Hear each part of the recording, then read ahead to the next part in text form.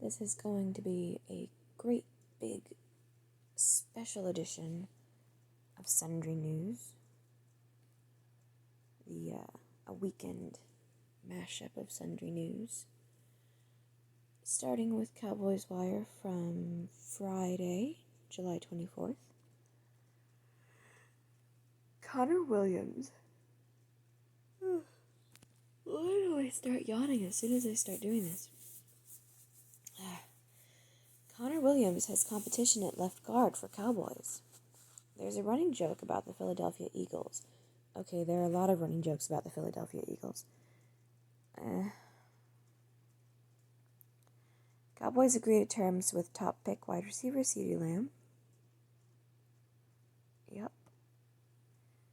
March to a different beat. Cowboys strong tackle ace now gets to work with one of NFL's best. Okay.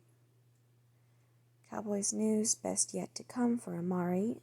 DiNucci report what no preseason means. Yeah. No preseason. Sad.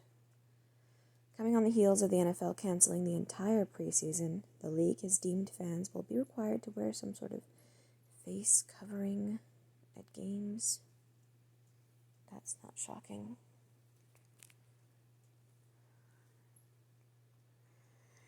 The Van Der Esch one. We read that. Excuse me. Band back together. Cowboys linebacker group among NFL best. Yes, they are. I'm Batman. Masks required for attendance at Cowboys NFL games.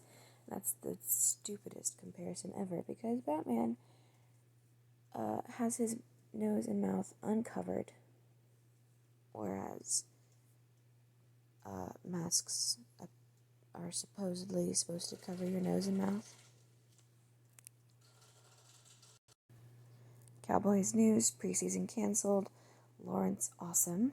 Dak's MVP chances. Probably not very high. Season opener at Rams is latest Cowboys game to have attendance cut. Reggie Robinson II becomes third Cowboys rookie to agree to terms. Good stuff. Repetitive stuff. Next up is Cowboys Wire from yesterday, Saturday, July 25th. And it starts with the exact same top story. And then the agreeing to terms with top pick wide receiver CeeDee Lamb. This is why I yawn.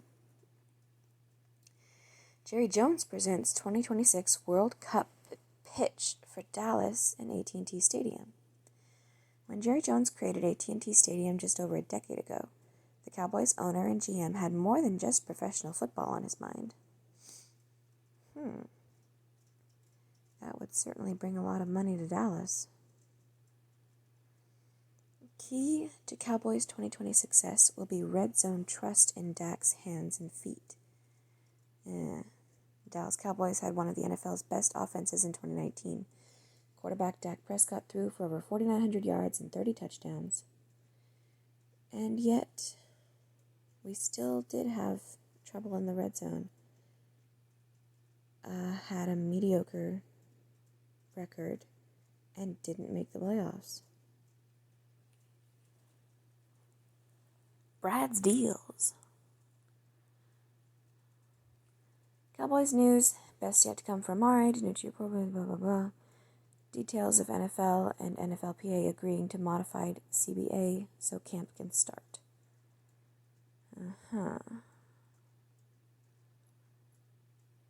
That's collective bargaining agreement. Band back together, Cowboys linebacker group among NFL best. Blah, blah, blah, blah, blah, blah, blah, blah, blah. Other stuff. Next up is the ESPN Daily from Friday, July 24th. Good morning. Just when I was starting to get comfortable with my DC sports fandom being a source of pride, thank you Nats, Mystics, and Caps, the newly minted Washington football team had to go and humble me again. Here's your ESPN Daily. Well, technically, they were always the Washington football team. That's Redskins, by the way. Boxer Christy Martin's fight for her life. World champion boxer Christy Martin is a trailblazer in her sport who was just named an inductee into the Boxing Hall of Fame. She was perhaps the first female fighter to make national headlines, but behind her successful career, Martin faced emotional and physical abuse from her trainer and then husband, Jim Martin. In 2010, Jim violently attacked Christy and left her for dead. On today's episode of the ESPN Daily, ESPN's Allison Glock joins to talk about Christy's career, her harrowing fight for survival, and how she has moved forward with her life and love a decade later. Things to care about. It's NFL training camp time. NFL training camp for the 2020 season opens Saturday for the Kansas City Chiefs and Houston Texans, and next Tuesday for the rest of the league. To put it mildly, the off-season was different, and I'm not just referring to the decision to expand the postseason, or Tom Brady and Gronk going to Tampa Bay, or Cam Newton becoming the quarterback of the Patriots, or Patrick Mahomes getting a massive contract. Because the coronavirus panic meant there was no in-person training. The lack of OTAs and mini camps puts an increased importance on camp. There is a massive amount of uncertainty surrounding all 32 teams, ranging from how the league will ensure player safety to personnel questions. How will wide receiver DeAndre Hopkins impact the Cardinals' offense? Will Falcons running back Todd Gurley be a major factor in the offense despite concerns about his left knee? Who wins the Bears' quarterback competition between Mitchell Trubisky and Nick Foles? Our NFL Nation reporters have put together camp previews and 53-man roster projections for every team to get you ready to tackle the unknown.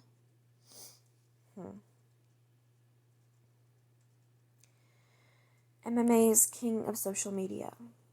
UFC middleweight Darren Till, who will face Robert Whittaker on Fight Island Saturday night, became the social media king of the fight game during the panic lockdown. As with all great endeavors, Till said his newfound talent came about when I was drunk in Manchester and it just started. Till's recent obsession is photoshopping his face on other people's bodies. His current Twitter handle is Darren Bisbing, and it features Till's face and Michael Bisbing's photoshopped together. Ugh. Till said his favorite post was when he put his face on the body of UFC President Dana White.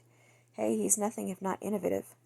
For the months everyone was locked up, everyone had bigger problems, and I just wanted to make my social media fun, and I think everyone enjoyed it, Till said. Although it remains to be seen how his social media clout will translate to success in the octagon, at least he always has his 227,000 Twitter followers to fall back on. Not your average opening day. For all intents and purposes, baseball is back. The home runs are back. The blazing fastballs blurring across our TV screens are back. The bat flips, the doubles in the gap, the how did I do that defensive plays, the box scores, the exit velocities, the hot takes, the debates, the hopeful late game rallies, the walk-off hits, the beautiful background noise of summer, all of it. However, if you watched the 2 games last night, you probably noticed that quarantine baseball is, well, different. You know, with the no fans in the stands, no sunflower seeds, no high fives, and designated hitters in the National League. But because baseball is baseball, those aforementioned items are currently the least of our concern. Here's what to watch for, who you might not realize is on the team, and a fun bet for every opening day game. Weekend binge reads. Amaya's side hustle as a bubble barber. While the NBA bubble comes equipped with a barbershop, the player experience of the MLS back tournament, Major League Soccer's back tournament, isn't as accommodating. Given the social distancing mandates, the uncertainty surrounding hair care options isn't a surprise. Yet for the players on Football Club Cincinnati, this isn't an issue. Frankie Amaya has them covered. Amaya, 19, has become the team's in-house barber, trimming the locks of players such as Harris Medunjanin, Kendall Waston, Greg Garza, and Jurgen Locadia. Nobody would trust me in the beginning, Amaya told ESPN in an exclusive interview. Now I've got clients lined up left and right. The cost might have something to do with the surge in demand. At present, Amaya isn't charging his teammates anything, though he will accept tips. Most of the guys are pretty cheap, Amaya quipped, but it does allow time for Amaya to get to know his teammates better so they can swap stories, bond, and of course, ratchet up the banter. An Olympic dream delayed.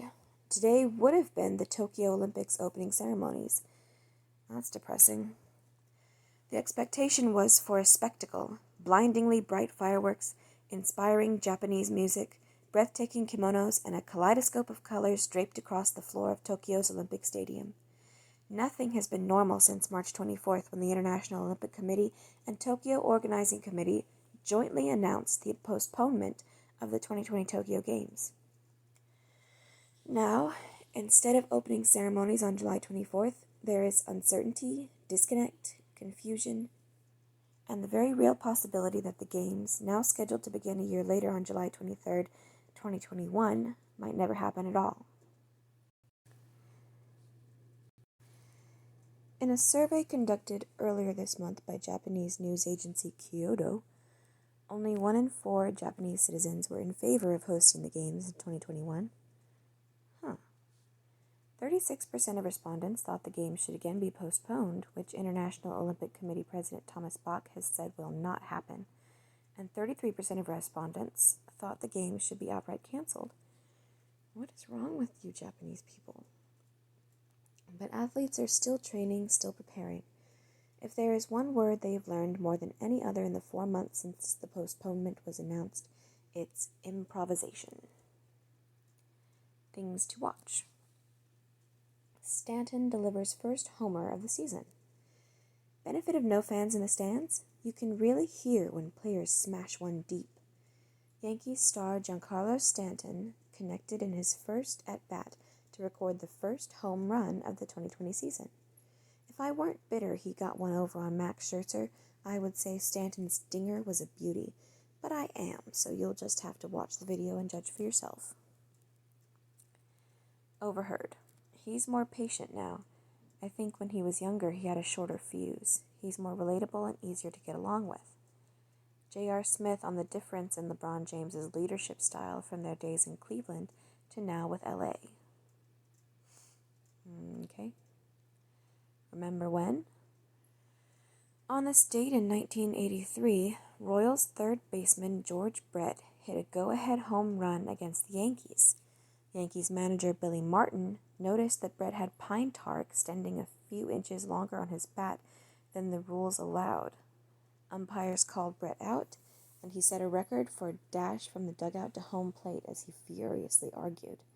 The Royals would eventually win the game after filing a protest.